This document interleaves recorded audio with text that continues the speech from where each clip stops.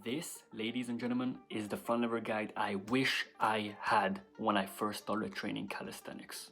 But hold on just a moment. Why should you trust me? My name is Levi or Levi, otherwise known as Front Lever Main on social media. But just because that's your name doesn't instantly qualify you. And you'd be completely right to say that. So allow me to give you some statistics so I can prove myself to be credible. So I got into calisthenics seriously when I was 18 or 19 years old. I unlocked the front lever in 2022 and now it's 2026. So in 4 years, I managed to get to the level I am at now. I've been doing bodyweight training as a whole since I was 7 or 8 years old. So of course, I've got a lot of pull-up experience because I've been doing pull-ups for the longest time ever, since I can remember. My longest front lever hold is 50 seconds. My longest touch front lever is around 20 seconds almost. My most amount of front lever pull-ups is 26. I can do a sat, I can do a one-arm front lever, I can do basically anything in front lever. But enough of the flexing. Why should you trust me? Well, if these statistics were not enough, I have suffered so much in the front lever. I had the most stressful periods of my life due to this skill.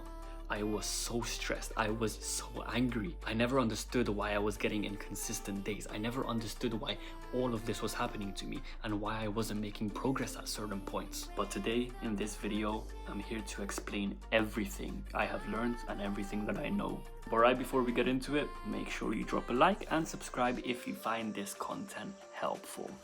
Let's go.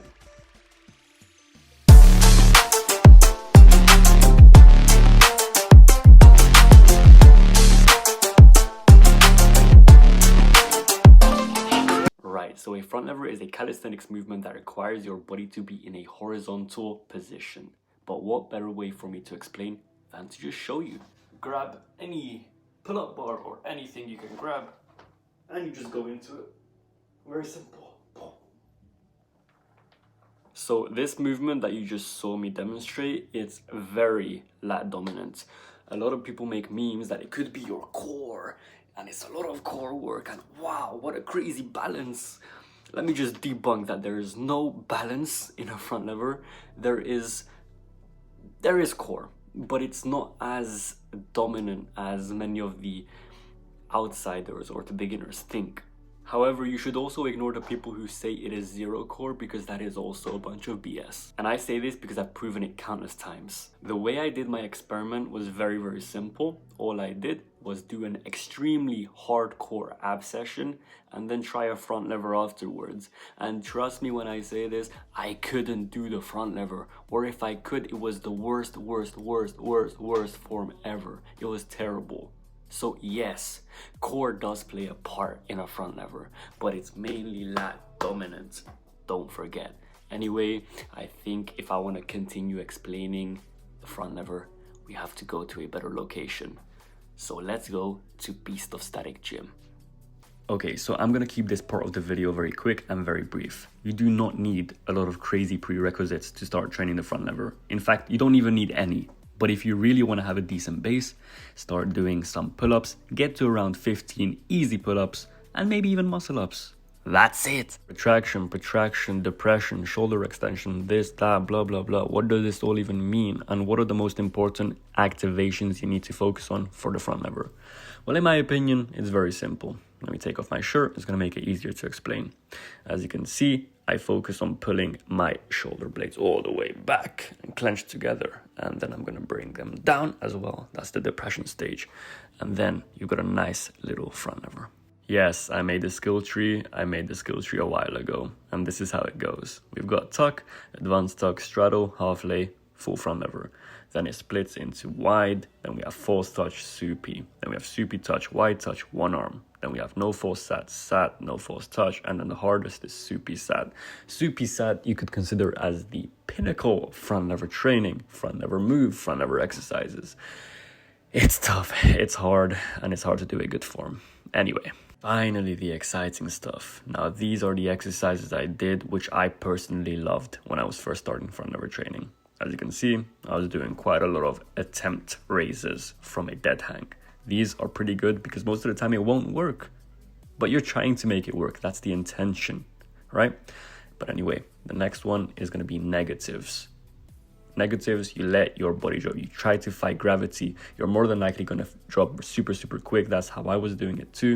But we're trying to make it progressively more controlled and slower as time goes.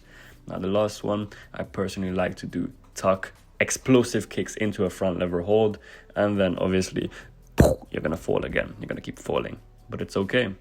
And then, by the way, these are my dad's favorites. He used to do one leg quite a lot. How do I structure my trainings? Now, usually I would yap way too much about this topic, but I'm going to try to keep it very, very concise. My primary focus before I start any of my training is to understand and establish a goal, a main goal. What do I want to achieve? What is it that I'm even working towards, right? So for the sake of an example, let's say I'm working towards a front lever touch. I'm going to be finding specific exercises that will help me get to the touch. The goal here is specificity. Ultimately, the way a session would go for me is starting with the hardest possible thing I can do and then working down towards the easiest, which would probably be just conditioning training, right? So whether this hardest thing is an actual front lever touch attempt, which actually just helps with exposure to the skill, it's very important to just expose yourself to things, or just the hardest combo you can do to start off, maybe 2 to 3 sets of that. And naturally, as the session goes, you're going to get more tired, which means you can regress into easier things. You can do progressions, you can do banded training until you get so fatigued that you just end up doing conditioning. And that's your session wrapped up. I've always been a firm believer of training via feeling and understanding how your body reacts to certain stimulus, which is why I'm not going to tell you how many reps or sets you should do and how much rest time you should have in between your sets, because honestly, you should just be able to feel it. And if you don't know how to feel it, you need to learn how to feel it. Trust me, when you learn it, you're going to be so much better. Your mentality, the power of your mind, has to be one of the most important aspects of training or whatever endeavor you choose to be a part of. It's so goddamn important, but it's just not spoken about enough. And I'm here to kind of change your perspective on this, to maybe focus a little bit more on your mentality, your mental state, because it does affect your physical performance. It does. In fact, yesterday I decided to rewatch Free Solo, Alex Honnold's documentary, right, where he soloed El Capitan without any equipment.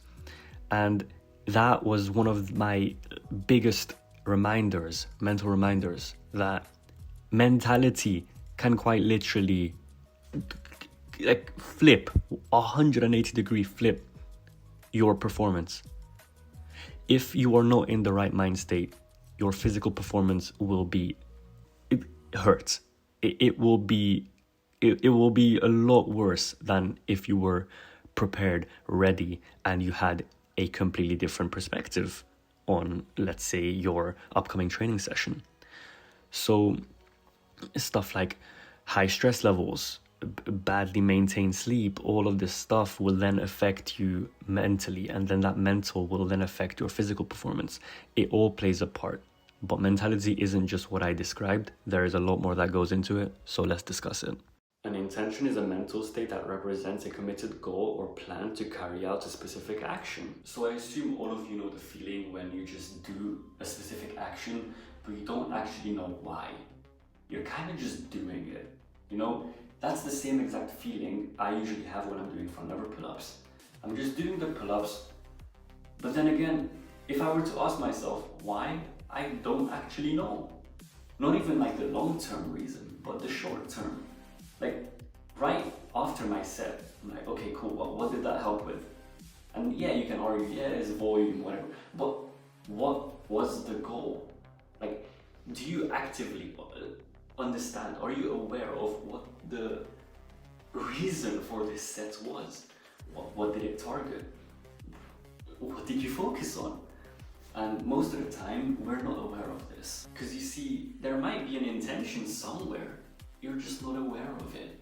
And little do you know, the next topic is going to be awareness. But before we get onto that, we have to understand the importance of intention. So now let me give you an example of intention so that you understand it better. You're walking into your training session, you've done your warm-up, and you're about to do your first set. Your first set is going to be 5 front lever pull-ups to a touch. So it's going to look like this. 1, 2, 3, 4, 5. Done. So for the sake of this example, let's just say you had no intention. You just did the 5 front lever pull-ups to touch, And that's it. Now let's set the intention. So now that you set your intention on speed, you're gonna be faster. And I'm not crazy. Trust me, I'm not crazy when I say this. Just because your intention is now set on speed, you will be faster because you have a purpose. You have a reason for your set. You're gonna be faster. That is your focus. Your body is going to do what you are thinking of. Cool, so that set is now done. You have done a front lever pull-up to touch set where your intention was speed. Now you can switch it up. Now let's say you set your intention on form. Now you're gonna be a lot cleaner with your pull-ups to touch, but you might not be as fast. Because you see, ultimately, you cannot improve every little thing at the same time. That's like instantly understanding how to drive a car. That's not how it works. You're gonna have to isolate different skill sets, and then you need to work on them, and then eventually add them together to make them work. I guess what I'm trying to tell you is that you can do the same exercise, but with a different intention, and you're gonna be working different things. Isn't that crazy? Now, you see, awareness goes hand in hand with intention, but there are some small differences, and I'm here to break them down for you real quick. A lack of awareness can be the single thing that tricks you into thinking you're not strong enough. Hear me out. You're doing your front lever pull-ups again, right? Not to a touch, you're just doing front lever pull-ups. Imagine you're doing them with a fairly bad form. You have piked hips, it's like sagging, it's just really bad. It's not appealing to the eye, right? And you might be thinking, I'm not strong enough. And again, don't get me wrong, it could be the case. You might not be strong enough. But it could also be a lack of awareness. I mean, for a moment, just think about it. You're doing your front lever pull-ups and you are not aware of anything. You're just doing them. It's the same issue with intention, where you don't have an intention, so you're just doing the movement, but with no thought process behind it. For example, you're going into a planche attempt and you're not aware of the position of your legs or how externally rotated your arms are or anything like that. You are not aware of your body position in a sense. Your lack of awareness will result in terrible performance. And this is why you need to work on being present in your training sessions. You shouldn't be operating your training sessions in a sense where, let's just get it over with. Because then it's just it's just a wasted session, right? Like, you still stimulate yourself, you get stronger. But imagine if you had some awareness and some intention. Your sessions would actually have purpose, would have meaning, and you'd be making way clearer and better progress. Now we're getting into the fun topics. Inconsistency is normal. Let me get this out of the way, okay? You're not only inconsistent when you're a beginner, you're also inconsistent when you are at my level. The only difference is that my inconsistencies are on a higher level. Now, if you don't understand, then let me explain. For you, your inconsistencies might be that you cannot hold a front lever on certain days, but then there are the days where you can. And it's like, why can I not hold the front lever every single day? Now for me, it's why can I not hold a clean sat every day? Why can I not do a pull to sat with perfect form every day? The inconsistency hasn't went away, it's just become, you gotta understand, it scales, it doesn't disappear. You don't become less inconsistent. When you're learning a movement, your body is using its max capacity to perform that skill. And if it is required to work at its max, of course it's not gonna be able to perform that every day. I've done it so much, I've done it countless times. A front lever is as easy as walking. I can wake up from the bed in the morning, not drink anything, not wash my face, not even, I don't even have awareness I'm awake, and I can go to the bar and do a front lever. It's just different. It's the same at a lower level. As a beginner, you might be repping out pull-ups like it's not a problem, but then look at your average human being who can't even dead hang because they're so fat. There are levels to this. There are absolute levels to this. So you've got to understand that with enough adaptation, with enough time, you will be able to do everything with ease. All of us have had weekdays before. So what do you do on a weekday? Well, let me tell you what I do for a weekday, and then maybe you can take some inspiration from me. So let's create a hypothetical scenario. I travel all the way to the gym, I get ready, I warm up, I do whatever I have to before a session starts, I drink my pre-workout, and I'm ready to rock and roll. But what happens? Oh no, it's a weekday. Suddenly, I can forget about pull to sat, I can forget about sat, I can forget about 20 pull to touch, I can forget about all of that cool stuff. Because what can front lever main do today? He can do 3 front lever pull-ups that looks like a boat is swimming in the ocean. This is my form.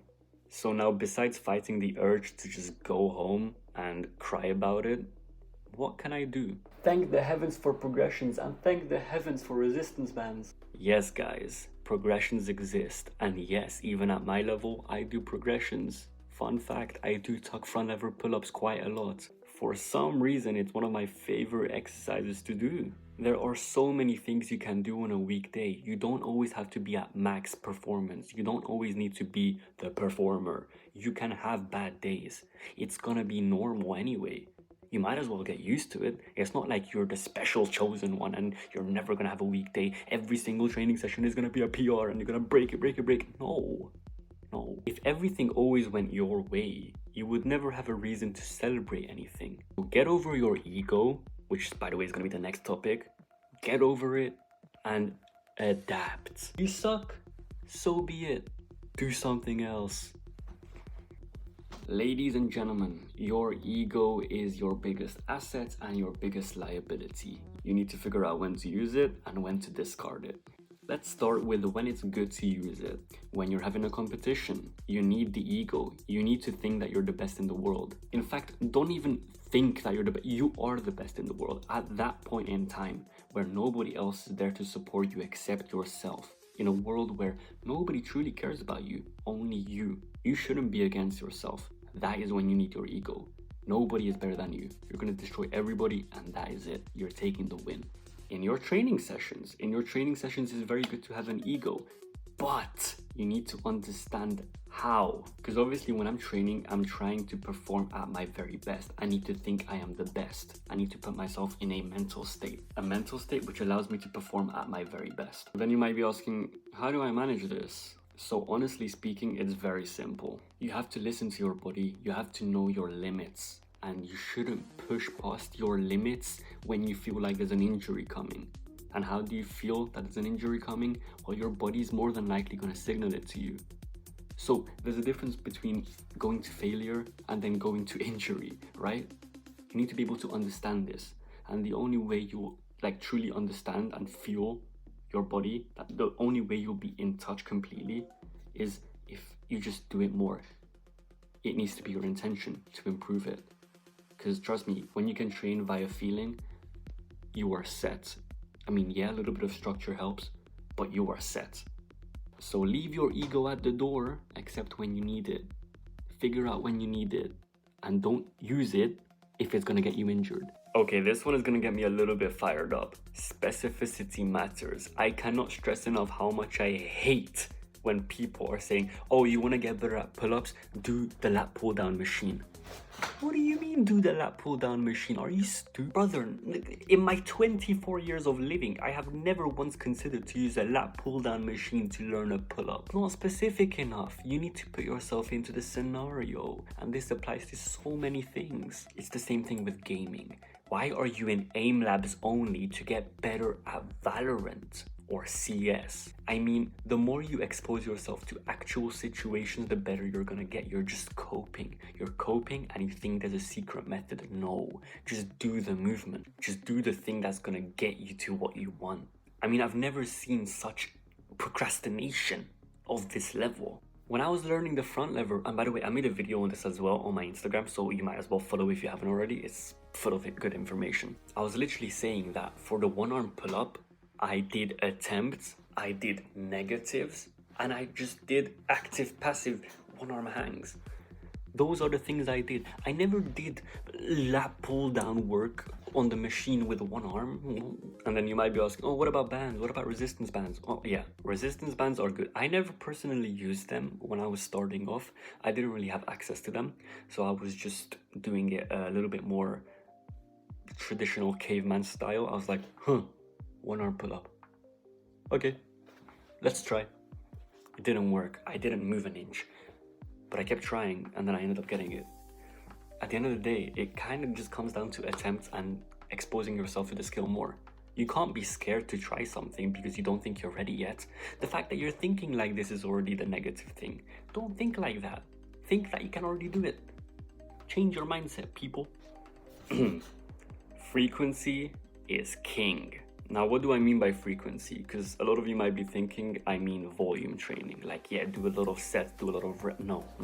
While, yeah, that is a good way to train and a good way to progress, it's also a good way to get injured if you don't know your limitations. If you're the type of person who doesn't know when to stop and where to stop, you're gonna get injured training like crazy volume. What I mean when I say frequency is king is doing a movement often. Now let's say I want to get better at a touch front lever. I'll try to do it multiple times a day. Yes, you heard me. It's not going to be 3 sessions a week and then each session is going to be like an hour long and I'm going to do these exercises and I'm going to go on with my day. No, I'm going to find any opportunity to train. I'm going to find any opportunity to try the skills that I want to get. Whether it's in the morning, whether it's during work, whether it's in the most random place, whether it's in school. You know, like back when I was in school, I was doing muscle-ups and pull-ups everywhere. Like, I didn't care. Whether it was on the door frame or on the back of the stairs, I was doing stuff everywhere. The whole entire day was just me doing random stuff. And little did I know that would condition me to being the person I am today. Why is frequency good? Why is it good to do this? I'm gonna try to keep it simple, okay? It's good because you're getting yourself used to the movement. You're getting yourself used to the movement which you want to unlock. You're doing it so much. You're doing it almost the same frequency as you are breathing or you're walking on your legs. I mean, imagine from the day that we start to walk or whatever as little babies, we are walking. We're walking. We're doing that every single day, pretty much all the time. As soon as we learn it, we're doing it. So why can we not treat these skills in the same sense, right? Yeah, it might not be as realistic because we are meant to stand on our legs and we're not really meant to stand on our hands. So there is a clear difference there. But why not try to treat it the same way? Make that your intention. Do it as frequently as possible. It doesn't have to be high volume. It doesn't even have to be a proper session, right? You could have 6 sessions in a day.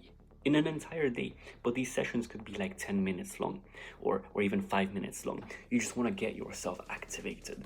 You want to be able to perform a front lever anywhere, right? And eventually you will be able to do this because me as well, I can go up here right now and do a front lever pull up to touch with no warm up because I've conditioned myself to be able to do this.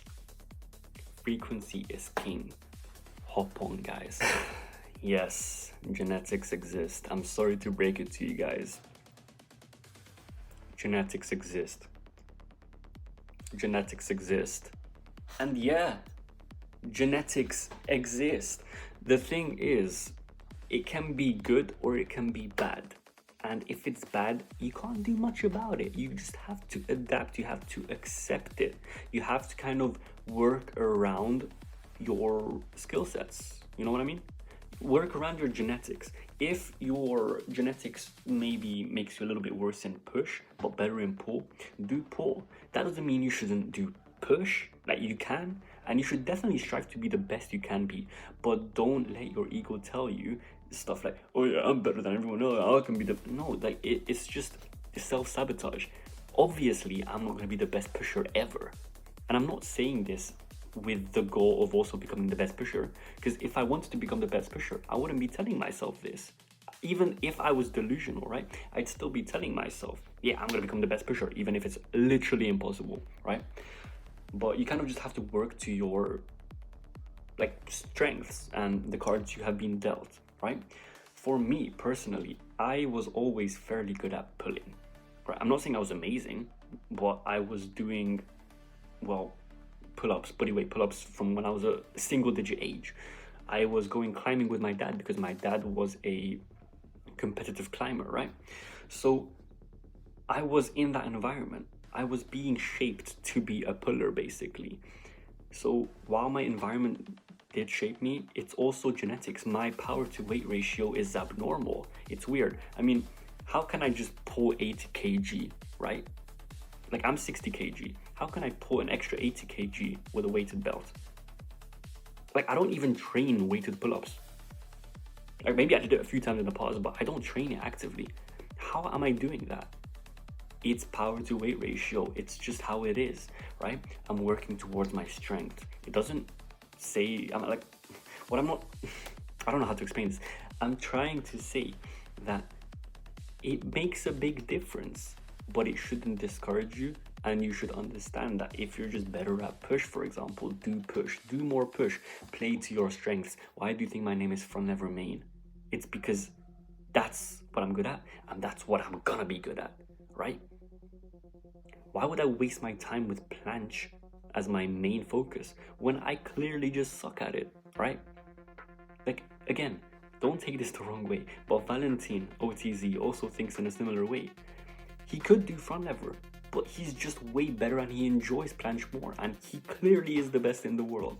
So take it from him, not just from me. Genetics is a really tough thing. I'm 5'6". I will never be 6 foot. God knows, I'll never be a basketball player, right? It's just not in my.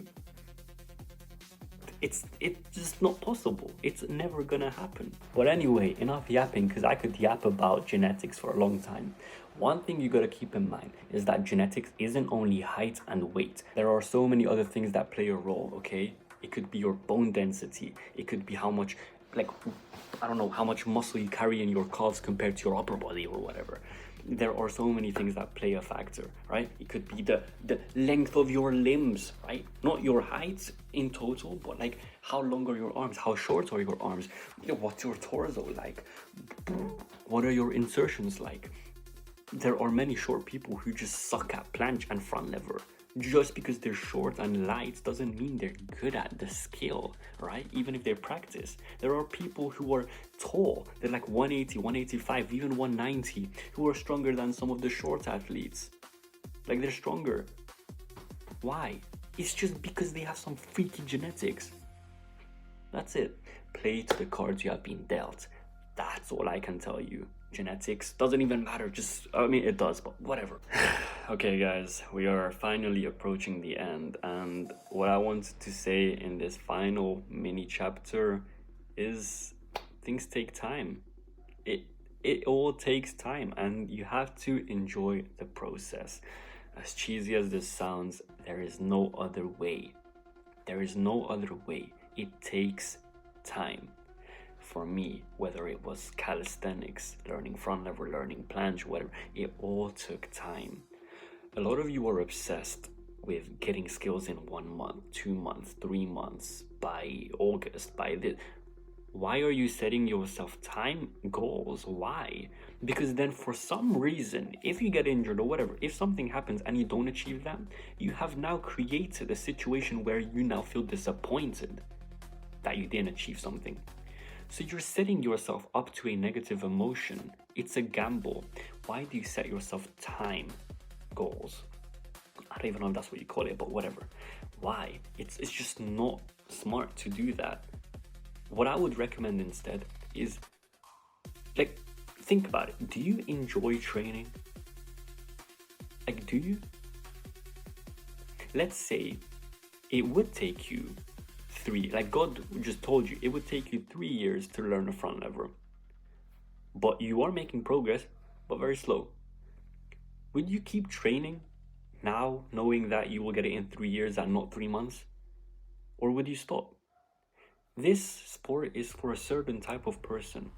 Anyone can do it, but the people who persevere and stay very, very long in this sport, and I'm talking like 7+ years, this is what kind of shows if you're that type of person or not. Are you willing to stick with something or no?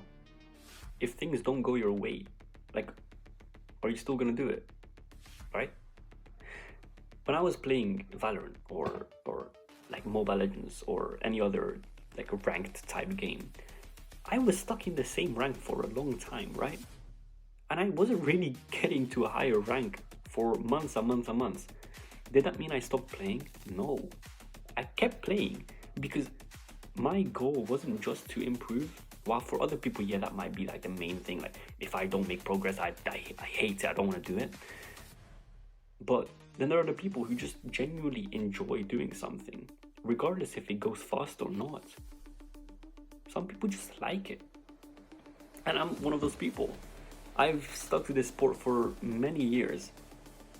I was doing calisthenics, right? I was doing, like, not even calisthenics, right? Because I would say serious calisthenics, it started in 2019, 2020. So I would say it's been maybe 6 plus years, just about. But I've been doing pull-ups since I was God knows how little, right? And I guess what I'm trying to say is, I had inconsistent even years. When I became a gamer again, I stopped, but I kept returning to it. I was never rushing. I was never thinking about, oh yeah, I want to unlock this in this amount of time, because I didn't understand that other people were like this, right? If I was on Instagram, just like you guys are on Instagram these days, if I was on Instagram back then and I was like, wow, this guy unlocked it in 1 month, wow, why not me? I'd be poisoned. I would be poisoned so badly mentally. But luckily I managed to avoid that. Like, for me, there was never an urgency to get better.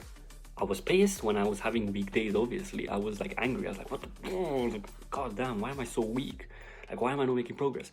So it was a little bit annoying. But I never set myself these time goals. I mean, recently I do. Now I do, because it's a fun challenge. It's like, oh, can I get Super Sat in 2 months or 3 months or whatever? But ultimately, if you don't enjoy your journey, then why are you doing it?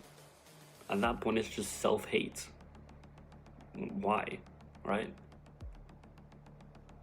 I don't know. I think that just might be me. But yeah. And then I guess the final thing I wanted to mention is stop trying to rush into skills. I mean, I was doing bodyweight pull-ups and muscle-ups every single session for years. I enjoyed doing muscle-ups and pull-ups and handstand attempts. That was the literal 3 things I did every session. I never even really cared about front lever. Like, think about this. I unlocked the front lever in 2022. 2022 is when I unlocked the front lever. In 4 years, I've gotten to this point. In 4 years. So stop trying to tell me you're trying to get this in 1 year. Are you crazy? Like, you might, but you might be a genetic freak. But most of you won't. You gotta understand that a lot of the athletes you look up to, they've been doing it for such a long time. We've been doing it for so long. It's like, it's not even this. You can't comprehend how long we've been doing this for. You don't know the backstory. That's it. Thank you for watching. I hope this video helped you. I can already tell it's gonna be a long one to edit this video. It's gonna be a long one. But hopefully it pays off. So thanks for watching. Like and subscribe. It means a lot. And goddamn, you bet I ain't making a video like this for a long time. This took too much time. Holy crap. See you guys.